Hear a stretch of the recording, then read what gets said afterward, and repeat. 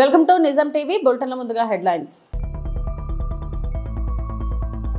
ప్రధాని మోడీని కలిసిన కిజే డోయికి ప్రతినిధి బృందం. భారతదేశం జపాన్ ఆర్థిక సహకారానికి ప్రోత్సాహం.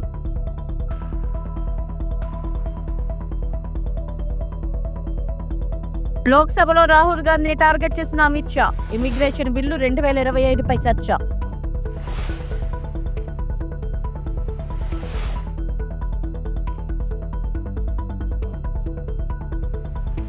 మనమంతా కృషి చేస్తే త్వరలోనే అగ్రస్థానానికి భారత్. AP CM Chandrababu.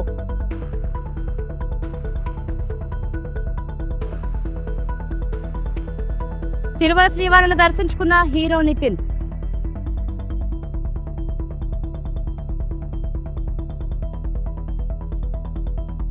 భారతదేశం మరియు జపాన్ మధ్య ఆర్థిక సహకారాన్ని బలోపేతం చేయడం గురించి చర్చించడానికి కైజై డోయుకై నుండి వచ్చిన ఉన్నత స్థాయి ప్రతినిధి బృందం 7LKM వద్ద ప్రధాన మంత్రి మోడీని కలిసింది. వారు పెట్టుబడి అవకాశాలు, భారతదేశం యొక్క పెరుగుతున్న మార్కెట్ మరియు రెండు దేశాల మధ్య లోతైన పారిశ్రామిక సహకారం కోసం ప్రధాన మంత్రి మోడీ దార్శనికతను హైలైట్ చేశారు. And I think there is a strong desire on the part of Japanese businesses to be part of that growth. Actually, the meeting was magnificent, I would say.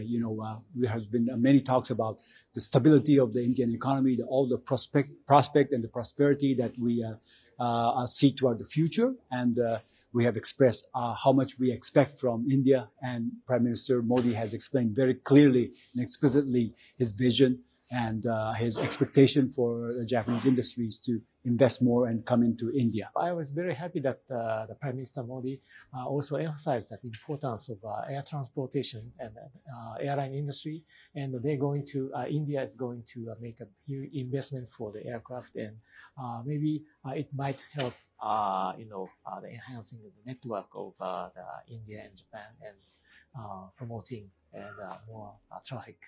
We hope that more and more Japanese people visiting India, of course, the Buddhism and also the many other, historical sites. Prime Minister has very broadly highlighted the most important sectors, including recycling and also the nuclear and also hydrogen, ammonia, many broad sectors. Also aerospace, food processing. They're very broad. That I received a strong aspiration of Prime Minister Modi. Immigration and foreigners బిల్లులు 2025పై లోక్సభలో సమాధానమిస్తూ కేంద్ర హోంమంత్రి అమిత్ షా రాహుల్ గాంధీని తీవ్రంగా విమర్శించారు. ఆయన INDA కూటమికి నాయకుడైనప్పటి నుండి ప్రభుత్వ నివేదికల కంటే NGO జారీ చేసిన డేటాపై ఆధారపడుతున్నారని మరియు NGOలు రాసిన ప్రసంగాలను చదువుతున్నారని అన్నారు. ఈ బిల్లుపై పార్లమెంట్ లో వేడి చర్చ కొనసాగుతుంది. बंगाल से आते हैं TMC की सरकार, घूस कर आते हैं. इनको आधार कार्ड दादा कौन देता है? नागरिक कहां के बने हैं? कहां के बने हैं? जितने बांग्लादेश से पकड़े गए 24 परगना जिले का आधार कार्ड और नागरिकता है मान्यवर. और ये जो आप आधार कार्ड इश्यू करते हो, वो आधार कार्ड लेकर, वो वोटर कार्ड लेकर ये दिल्ली तक आते हैं. आप उनको आधार कार्ड इश्यू न करो, आदमी क्या परिंदा भी पैर नहीं मार पाएगा. और दादा ये सब चीजें भी लंबे समय चलनी नहीं है. 26 में चुनाव है, बंगाल में कमल खिलेगा और पूरा बंद होगा. मान्यवर मुझे भी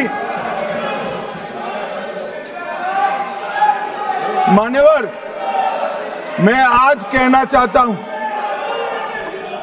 दिल्ली के चुनाव से मैं मौन रहा कि देश का सुरक्षा का प्रश्न है. तू मैं नहीं करना चाहिएगा. आज मौका भी है, दस्तूर भी है. इन्होंने सवाल उठाया, मैं बिल भी ये लेकर आया हूं. इसलिए मैंने देश की जनता को सत्य बताया है. ये 450 किलोमीटर जो आपकी कृपा से खुली रही है, वहीं से घुसपैठ है, वहीं नागरिक बनते हैं, वहीं आधार कार्ड बनाया जाता है. और देश ఇప్పుడు ప్రపంచమంతా భారత్ వైపు చూస్తుందని ఏపీ సీఎం చంద్రబాబు అన్నారు. భవిష్యత్ అంతా భారతీయులదేనని చెప్పారు. మద్రాస్ ఐఐటీలో నిర్వహించిన all India research scholars summit 2025 కార్యక్రమానికి ఆయన ముఖ్య అతిథిగా హాజరై మాట్లాడారు. మద్రాస్ ఐఐటి ఎన్నో విషయాల్లో నెంబర్ 1 గా ఉంది. ఆన్లైన్ కోర్సులు కూడా అందిస్తుంది. ఐఐటి మద్రాస్ స్టార్టప్ అగ్నికుల్ మంచి విజయాలు అందుకుంది. ఇక్కడ స్టార్టప్లు 80% విజయవంతమవుతున్నాయి. ఈ ఐఐటిలో సుమారు 35 నుండి 40% తెలుగు విద్యార్థులే ఉన్నారు. ఐఐటిల స్థాపన దేశ విద్యారంగంలో గొప్ప ముందడుగు. ఆర్థిక సంస్కరణలు దేశ ముఖ చిత్రాన్ని సమూలంగా మార్చేశాయి. 1991లో తీసుకొచ్చిన సంస్కరణలు ఎంపిక కాదు, తప్పనిసరి. రాజకీయ సంస్కరణలతో సోవియట్ రష్యా అనేక దేశాలుగా విడిపోయింది. అదే సమయంలో చైనా ఆర్థిక సంస్కరణలు ప్రారంభించింది. ఆ తర్వాత ప్రపంచంలోని 2వ అతిపెద్ద ఆర్థిక వ్యవస్థగా దేశం ఎదిగింది. భారత్ కూడా సంస్కరణల తర్వాత అభివృద్ధి బాట చేపట్టింది. Today, All India Research Scholars Summit 2025. Nearly 3,000 people are here. Basically, PhD scholars, academicians, innovators, industry leaders. You are all seeing India now. World is watching India. I don't have any doubt. Future is ours. By seeing your enthusiasm, it has been reinforced. I am very confident tomorrow belongs to us. This IIT, we have to talk about IIT Madras, how it is happening. Number 1 in NIRF overall, 9 years in engineering. And also from 285 world ranking, they have reached now 227. I am confident in the near future, it will come below 200. Ultimately, it is going to come below 100 globally. It is going to happen. And also, very good models. They are messaging. Just now I spoke to them. What are all the new ideas I am having? Everything they are doing. I really appreciate them. Nowadays, not coming to IIT Madras, you can become more brilliant by taking coaches from IIT on virtual, online course also they are providing. They are disseminating information, knowledge in a big way.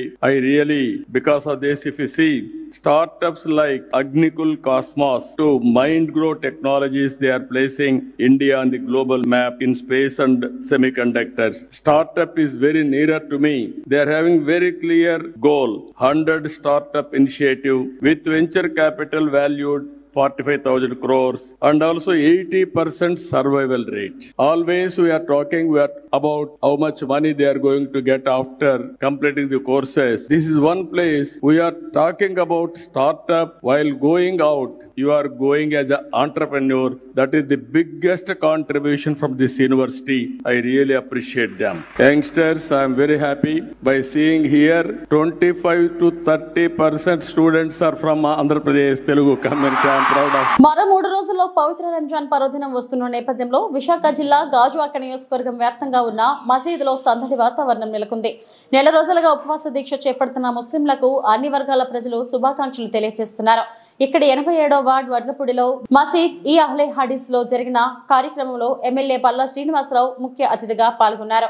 ముస్లింలు సమైక్యతను చాటుతూ రంజాన్ ద్వారా ప్రజలకు మంచి సందేశాన్ని ఇస్తున్నారని తెలిపారు. ముస్లిం మైనారిటీలకు కూటమి ప్రభుత్వం అండగా ఉంటుందని చెప్పారు. కార్యక్రమంలో వార్డు కార్పొరేటర్ బోండా జగన్, రాజన్ రాజు, షైక్ నూర్ సాహెబ్, మౌలి తదితరులు హాజరయ్యారు. ప్రపంచ శాంతి కోసం, అందుకే మనం రంజాన్ మాసం అంటేనే ప్రపంచ శాంతి కోసం చేస్తున్నటువంటి పూజగా మనం భావిస్తాం.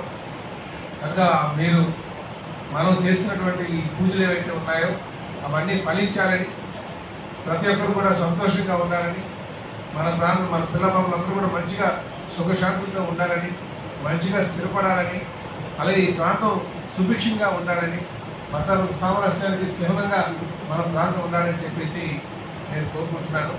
ఖచ్చితంగా మీకు ఏ అవసరం ఉన్నా సరే మేము అందుబాటులో ఉంటామని కూడా ఈ సందర్భంగా తెలియజేస్తున్నాను. అలాగే ఈరోజు మన వక్ఫ్ చట్టం మీద కూడా కొన్ని ఆలోచనలు చేస్తున్నాయి. ఎవరు ఏం చేసినప్పటికీ కూడా ముస్లిం సోదరుల పక్షాన ఉండడం మా బాధ్యతగా మేము భావిస్తామని చెప్పేసి ఈ సందర్భంగా నేను తెలియజేస్తున్నాను. ఇదే కాకుండా మనకి మన ఆస్తులు పరిరక్షించుకునే విషయంలో కానీ, మన అభివృద్ధి కార్యక్రమాల్లో కానీ మేము ఎప్పుడు కూడా మీకు అండగా ఉంటామని చెప్పేసి మీ అందరికీ తెలియజేస్తున్నాం. మేము ఎప్పుడు కూడా ఈరోజు మీరు చెప్పాలంటే మన ముస్లిం సోదరులకి ఆ రోజు ఎమ్మెల్సీ స్పీకర్గా ఇవ్వడం కానీ, ఈరోజు ఫరూక్ గారిని మినిస్టర్గా చేయడం కానీ, ముస్లిం సోదరులకి రాజకీయంగా ప్రోత్సహించాలనే ఎప్పుడు కూడా తెలుగుదేశం భావిస్తుందని చెప్పేసి ఈ సందర్భంగా తెలియజేస్తున్నాం. అలాగే మనం కూడా కేవలం మన బ్రతుకు చాలు అనే విధంగా కాకుండా మన పిల్లలు కూడా నాయకత్వం తీసుకునే విధంగా మనం ప్రోత్సహించాలని ముఖ్యంగా మన పిల్లల్ని నాయకత్వం వైపు, రాజకీయ నాయకత్వం వైపు నడిపించేటట్టుగా మనందరూ కూడా పిల్లలను ప్రోత్సహించాలని, యువతను ప్రోత్సహించాలని కూడా ఈ సందర్భంగా తెలియజేస్తున్నారు. మన యువతకి ఏ అవసరం ఉన్నా సరే మేము అందుబాటులో ఉంటామని మరొకసారి మీకు పాటిస్తూ, మనం మీకు ఏది మంచిదైతే, ఏదైతే మేము మీ మనోభావాలకు అనుగుణంగా ఉంటామని చెప్పేసి కూడా ఈ సందర్భంగా మీకు మాటిస్తూ, మరొకసారి మీ అందరికీ కూడా రంజాన్ మాసం శుభాకాంక్షలు తెలియజేస్తూ, ఆ భగవంతుడి యొక్క ఆశీస్సులు, ఆ అల్లాహ్ యొక్క ఆశీస్సులు మన అందరికీ ఉండాలి, అందరూ సుఖశాంతులతో ఉండాలని కోరుకుంటూ సెలవు తీసుకుంటాను. నమస్కారం. పశ్చిమ గోదావరి జిల్లా పాలకొల్లు రాష్ట్ర జలవనరుల శాఖ మంత్రి doctor Nimmala Ramanaidu TDP party కార్యాలయంలో మీడియా సమావేశం నిర్వహించారు. ఈ సందర్భంగా ఆయన మాట్లాడుతూ, నాడు మధుఖాన్ కాంట్రాక్టర్ ను రద్దు చేసి రాజశేఖర రెడ్డి మొదటి విధ్వంసం చేశాడు. 2019 నందు రివర్స్ టెండరింగ్ పేరు చెప్పి 17 నెలలు ఏజెన్సీ లేకుండా రెండో విధ్వంసం జగన్ చేశాడు. 2014-19 నందు పోలవరం ప్రాజెక్టును పట్టాలెక్కించి 72% చంద్రబాబు పూర్తి చేశారు. 2020 జగన్ విధ్వంసంతో 440 కోట్ల డయాఫ్రమ్ వాల్ ధ్వంసమైంది. జగన్ విధ్వంసం ముఠా చంద్రబాబు పోలవరం గురించి మాట్లాడుతుంటే రావణాసురుడు రాముడు గురించి, రాక్షసుల యజ్ఞాలు యాగాల గురించి మాట్లాడుతున్నట్టు ఉంది. బాక్రానంగల్, నాగార్జున సాగర్, శ్రీశైలం ఇలా అన్ని ప్రాజెక్టులకు డయాఫ్రమ్ వాల్ ఉంటుందని అంటే ఏ ప్రాజెక్ట్ కు డయాఫ్రమ్ వాల్ ఉంటుందో తెలియని వ్యక్తి పోలవరం గురించి మాట్లాడడమా?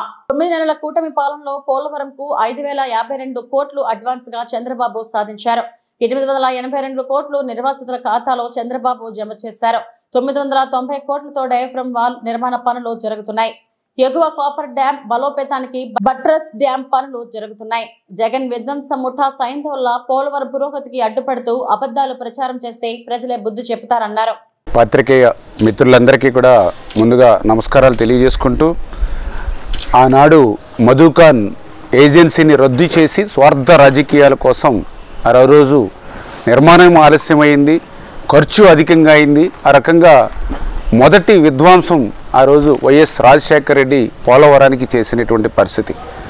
ఆ రోజు 2014, 2019 5 సంవత్సరాల్లో మళ్ళీ చంద్రబాబు నాయుడు గారు ఆ పోలవరం ప్రాజెక్టుని పట్టాలెక్కించి 5 సంవత్సరాల్లో 72% పూర్తి చేసి 2020 కల్లా ప్రభుత్వం కనుక కంటిన్యూ అయ్యి ఉంటే ఆ యొక్క పోలవరం పూర్తి చేసి ఆ గోదావరి వరద జలాలు ఆంధ్రప్రదేశ్ రాష్ట్రం అంతా కూడా ప్రవహించి రాష్ట్రం ఒక కరువు రహిత రాష్ట్రంగా మారేటువంటి పరిస్థితి ఉండేది.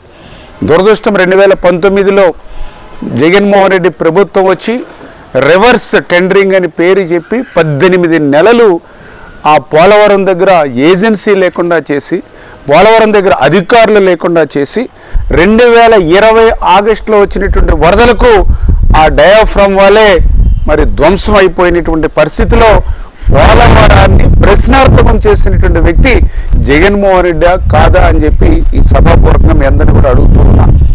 నిన్ననే మాజీ ఇరిగేషన్ శాఖ మంత్రి మాట్లాడుతూ ఉన్నాడు పోలవరం గురించి, చంద్రబాబు నాయుడు గురించి. అసలు మాకు అనిపిస్తూ ఉంది, అంటే రావణాసురుడు వచ్చి రాముడు గురించి మాట్లాడినట్లుగా, ఈ రాక్షసులు వచ్చి యజ్ఞాలు యాగాదుల గురించి మాట్లాడినట్లుగా మరి నిన్న పోలవరం గురించి, చంద్రబాబు నాయుడు గురించి నిన్న మాజీ ఇరిగేషన్ శాఖ మంత్రి మాట్లాడుతున్నటువంటి పరిస్థితి. అయ్యా మాజీ ఇరిగేషన్ శాఖ మంత్రి గారు మరి చాలా క్లియర్గా, ఎందుకంటే ఆ పోలవరం గురించి మీరు గతంలో ఏం మాట్లాడారు?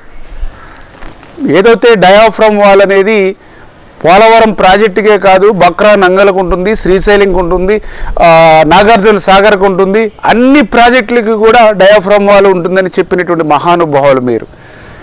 అంటే తెలియకపోతే తప్పేమీ కాదు, కానీ తెలుసుకుని మాట్లాడకపోవడం అనేది బాధ్యత రాహిత్యము. అంటే పోలవరం మీద ఆ మాత్రం కూడా సమయం పెట్టేటువంటి పరిస్థితి లేనిటువంటి వ్యక్తికి ఈరోజు మీరు పోలవరం గురించి మాట్లాడడం. ఆ రోజు ఏం మాట్లాడారు మీరు? పోలవరం నాకే అర్థం కాలేదు, ఇంకా ఎవ్వరికీ అర్థం కాదు, పోలవరం ఎప్పటికీ పూర్తవుతుందో చెప్పలేమని చెప్పినటువంటి వ్యక్తులు మాజీ ఇరిగేషన్ శాఖ మంత్రి మీరే కదా ఆ రోజు మీరు చెప్పింది. మరి సాక్షాత్తు మీ ముఖ్యమంత్రి గారు ఏం మాట్లాడారు? నిన్న అసెంబ్లీలో 2020 జూన్ అన్నారు, 2020 డిసెంబర్ అన్నారు, మళ్ళీ 2021 దగదర్తి మండలంలోని పలు గ్రామాల్లో అభివృద్ధి ప్రారంభోత్సవాలు మరియు శంకుస్థాపన కార్యక్రమాలకు శ్రీకారం చుట్టిన కావలి శాసనసభ్యులు దగ్గుమాటి వెంకట కృష్ణారెడ్డి. శ్రీ పొట్టి శ్రీరాములు నెల్లూరు జిల్లా కావలి నియోజకవర్గం దగదర్తి మండలం బాడుగుడిపాడు గ్రామ పంచాయతీలో 11,20,000 రూపాయలతో సిమెంట్ రోడ్లు, 40 లక్షల రూపాయలతో సచివాలయం బిల్డింగ్ ను రిబ్బన్ కట్ చేసి ప్రారంభించిన కావలి శాసనసభ్యులు దగ్గుమాటి వెంకట కృష్ణారెడ్డి ఎమ్మెల్యేకు ఘన స్వాగతం పలికిన గ్రామస్తులు, టీడీపీ నాయకులు బాడుగుడి పాడు గ్రామంలో ప్రతి ఒక్కరికి అండగా ఉంటారని హామీ ఇచ్చిన ఎమ్మెల్యే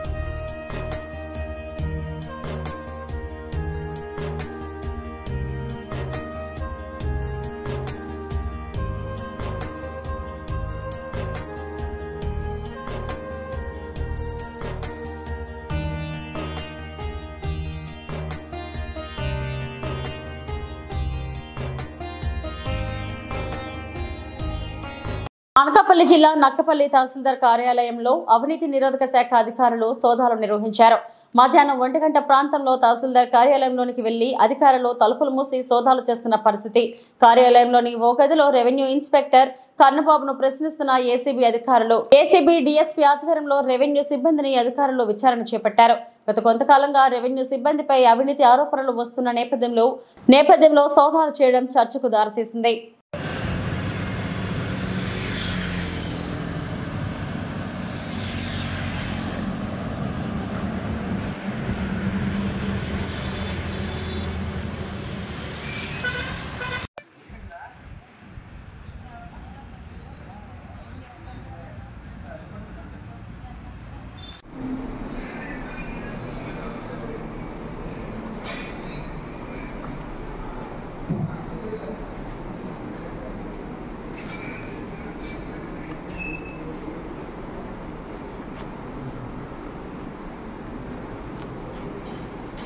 విశాఖ ఉక్కు కాంట్రాక్ట్ కార్మికులు తమ భౌతవ్యంపై ఆందోళన చెందుతున్నారు. ప్లాంట్ లో కాంట్రాక్ట్ కార్మికులను అర్ధాంతరంగా తొలగించడాన్ని నిరసిస్తూ హెచ్ఓడి మరియు ఈడీ వర్కర్స్ కార్యాలయాల వద్ద ఆందోళన చేపట్టారు. న్యాయం చేయాలంటూ నినాదాలు చేశారు. కార్మికులు మాట్లాడుతూ ఉత్పత్తిలో ఉద్యోగులతో సమానంగా పనిచేస్తున్నప్పటికీ కాంట్రాక్ట్ కార్మికులను తొలగించడం అన్యాయమేనన్నారు. ప్లాంట్లో కార్మికులంతా దినదినగండంగా పనిచేస్తున్నారని, ఈ సమయంలో కాంట్రాక్ట్ కార్మికులను తొలగించడం బాధాకరమన్నారు. ఇదే జరిగితే వేలాది కుటుంబాలు రోడ్డున పడతాయని ఆవేదన వ్యక్తం చేశారు. రాష్ట్ర ప్రభుత్వం ముఖ్యంగా జిల్లాలోని మంత్రులు, ఎంపీలు, ఎమ్మెల్యేలు కేంద్రంపై ఒత్తిడి తీసుకొచ్చి కాంట్రాక్ట్ కార్మికులు కొనసాగేలా చర్యలు తీసుకోవాలని కోరారు. ఈరోజు కార్మిక సంఘాలు ఇచ్చిన పిలుపు మేరకు కార్మికులందరూ కూడా కట్టుబడి ఉన్నారు. ఎందుకంటే వాళ్ళ జీవన ఉపాధి పోతుంది, జీవితమే పోతుందని భావిస్తూ ఏవైతే కార్మిక సంఘాలు వాళ్ళ కోసం పిలుపునిచ్చాయో దానికి కట్టుబడి ఫేస్ స్కాన్ వేయడం మానేశారు. అదేవిధంగా విధుల్లోకి వెళ్లకుండా విధులను బహిష్కరించి హెచ్ఓడి ఆఫీస్ దగ్గర ధర్నా చేస్తూ నిర్వహిస్తున్నారు. ఈరోజు స్టీల్ ప్లాంట్ మేనేజ్మెంట్ ఎంత మొండిగా వ్యవహరిస్తుందో, జీతాలు ఇవ్వకపోయినా సరే కార్మికులందరూ పనిచేస్తున్న తరుణంలో కార్మికులందరినీ తొలగించి బయటను పెట్టేయాలని చెప్పి ఆలోచన ఈ యొక్క మేనేజ్మెంట్ చేసింది. అదేవిధంగా నిన్న మొన్న ఆర్ఎల్సీ దగ్గర మొన్న మీటింగ్ అయింది. నిన్న మేనేజ్మెంట్ చర్చలు చేశారు. వాళ్ళకి అవకాశం కూడా ఇచ్చాము. సార్ మీరు బయోమెట్రిక్లో 240 మందిని రీప్లేస్మెంట్ చేయండి, లేని ఎడల మీరు ఏదైతే మెడికల్ పేరుతో భయాందోళన చేస్తున్నారో ఆ మెడికల్ అవాయిడ్ చేయండి అని చెప్పడం జరిగింది. దాన్ని వాళ్ళు తాత్కాలికంగా మేము అవాయిడ్ చేస్తామని చెప్పారు. తాత్కాలికంగా అవాయిడ్ చేసినా పర్వాలేదని చెప్పేసి మేము ఒప్పుకునే తరుణంలో ఈ యొక్క మేనేజ్మెంట్ దానికి కూడా ఎగ్రీ అవ్వకుండా, వాళ్ళు పెట్టుకున్న పాయింట్లకే వాళ్ళు ఎగ్రీ అవ్వకుండా చేతులు పైకి చూపించి మా పైన స్టీల్ సెక్రటరీ గారు ఉన్నారు, వాళ్ళతోనే మాట్లాడి ఈ పని చేయగలం తప్ప మేము ఎటువంటి సాయం మీకు చేయలేము, మీకు నచ్చిన పని మీరు చేసుకోండి అనే తరుణంలో వ్యవహరిస్తున్నారు. అంటే ఈ స్టీల్ ప్లాంట్ని ఏ విధంగా వీళ్ళు నడిపించే ఉద్దేశం లేదని అయితే మటుకు మాకు అనిపిస్తుంది. అయినా సరే కార్మికులు స్టీల్ ప్లాంట్ లాస్ పోవాలని, స్టీల్ ప్లాంట్ని ఇక్కడ నుండి తరలించేయాలని అయితే ఆలోచించడం లేదు. స్టీల్ ప్లాంట్లో కార్మికుడు ఖచ్చితంగా ఉపాధి కోల్పోకుండా ఇక్కడ బతకాలనే ఆలోచనతో ఉన్నారు. కాబట్టి ఒకరోజు టోకెన్ సమ్మెకి పిలుపునిచ్చి ఈ టోకెన్ సమ్మెని 100% ఇప్పుడు ఏ షిఫ్ట్లో వచ్చిన వాళ్ళందరూ కూడా సక్సెస్ చేశారు. అలాగే general, B shift, night duty వాళ్ళు కూడా సక్సెస్ చేస్తారు. ఈరోజు సమ్మె అయితే మటుకు విజయవంతంగా ముగుస్తుందని తెలియజేస్తున్నాం. ఐఎన్టీసీ వంశీకృష్ణ. తిరుమల శ్రీవారిని సినీ నటుడు నితిన్ దర్శించుకున్నారు. శుక్రవారం వీఐపీ ప్రారంభ విరామ దర్శన సమయంలో శ్రీకాళహస్తి ఎమ్మెల్యే సుధీర్ రెడ్డితో కలిసి ఆయన స్వామివారి సేవలో పాల్గొన్నారు. టీటీడీ అధికారులు వీరికి స్వాగతం పలికి దర్శన ఏర్పాట్లు చేశారు. దర్శనం అనంతరం రంగనాయకుల మండపంలో నితిన్ కు పండితులు ఆశీర్వచనం చేసి స్వామివారి తీర్థ ప్రసాదాలను అందజేశారు.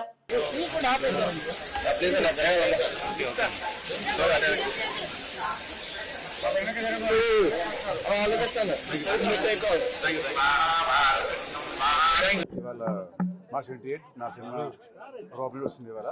సో దాని ముందు స్వామివారిని దర్శించుకున్నాను. దర్శనం మా బుద్ధుల సుధీరన్న వల్ల శ్రీరాసిందే మాకు చాలా బాగా జరిగింది. మా ఫ్యామిలీ ఫ్రెండ్ ఎప్పటి నుంచో. సో థ్యాంక్ యూ అన్న, thank you so much. So అందరూ ప్లీజ్ ఈ సినిమా చూడండి, చూసి ఎంజాయ్ చేయండి. నెక్స్ట్ ప్రాజెక్ట్ సినిమా పేరు తమ్ముడు అండి. అది కమ్అవుట్ ఇన్ జూన్ ఆర్ మే.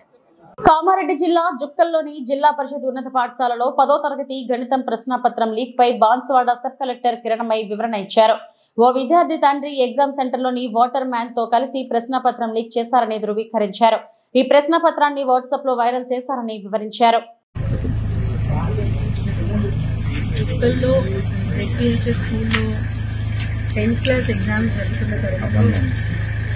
ఈరోజు వాట్సాప్లో సర్క్యులేట్ అవుతున్న మెసేజెస్ని బట్టి మాకు ఇన్ఫర్మేషన్ రావడం జరిగింది. కొన్ని క్వశ్చన్స్ ఈరోజు జరుగుతున్న మ్యాథ్స్ ఎగ్జామ్లో భాగంగా కొన్ని క్వశ్చన్స్ అనేవి బయటికి వచ్చి వాటిని సర్క్యులేట్ చేస్తున్నారు అనేది తెలియడంతో ఇమీడియట్గా వచ్చి ఎంక్వైరీ చేయడం జరిగింది. ఇందులో భాగంగా వాటర్ సప్లై చేసే అతను ఎవరైతే లోపలికి తీసుకెళ్లి వాటర్ సప్లై చేస్తున్నారో స్టూడెంట్స్, అతని ద్వారా ఒక పేరెంట్ ఒక వైట్ పేపర్ పంపించి అతని క్వశ్చన్స్ రాసిస్తే పంపిస్తే నేను ఆన్సర్స్ పంపించుకుంటాను మా అబ్బాయికి అనేది చెప్పి ఆ వాటర్ సప్లయర్ ద్వారా పంపించగా క్వశ్చన్స్ అనేవి బయటికి తీసుకురావడం జరిగింది.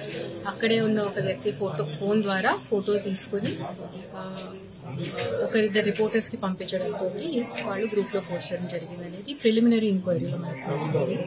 సో ఇందులో ఎవరైతే మనకి ఇన్వాల్వ్ అయి ఉన్నారు అనేది ఇంకా తెలియడానికి further investigation is going on.